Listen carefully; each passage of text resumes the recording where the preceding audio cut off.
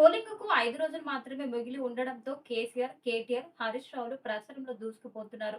MP అభ్యర్థులకు మద్దతుగా ప్రచారం నిర్వహిస్తూ పాలకులపై తమదైన శైలిలో విమర్శలు గుప్పిస్తున్నారు. ప్రతి చిన్న అవకాశం వచ్చినా ప్రత్యర్థి అభ్యర్థులపై విరుచుకుపడుతున్నారు. ఎన్నికల ప్రచారంలో భాగంగా ఇవాళ ఖైరతాబాద్ నియోజకవర్గంలో BRS working president KTR road show ఉంటుందని బీఆర్ఎస్ నియోజకవర్గ ఇన్ఛార్జ్ మన్నె గోవర్ధన్ రెడ్డి ఓ ప్రకటనలో తెలిపారు.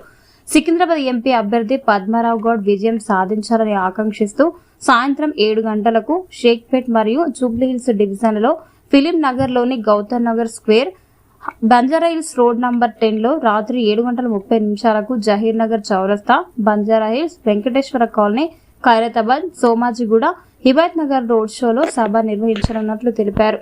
మరోవైపు కుల సంఘాలు ఆత్మీయ సభలు, పార్లమెంటు ముఖ్య నేతలతో సమావేశం అవుతున్నారు. గత ప్రభుత్వం చేసిన సంక్షేమం, అభివృద్ధిని వివరించి ఆదుకోవాలన్నారు. ప్రతిరోజు 2-3 రోడ్ షోలలో పాల్గొంటూ క్యాడర్ అంతా పాల్గొనేలా చర్యలు తీసుకున్నారు. బీఆర్ఎస్ వైపు ప్రజలను ఆకర్షించేందుకు తమదైన శైలిలో అడుగులు వేస్తున్నారు.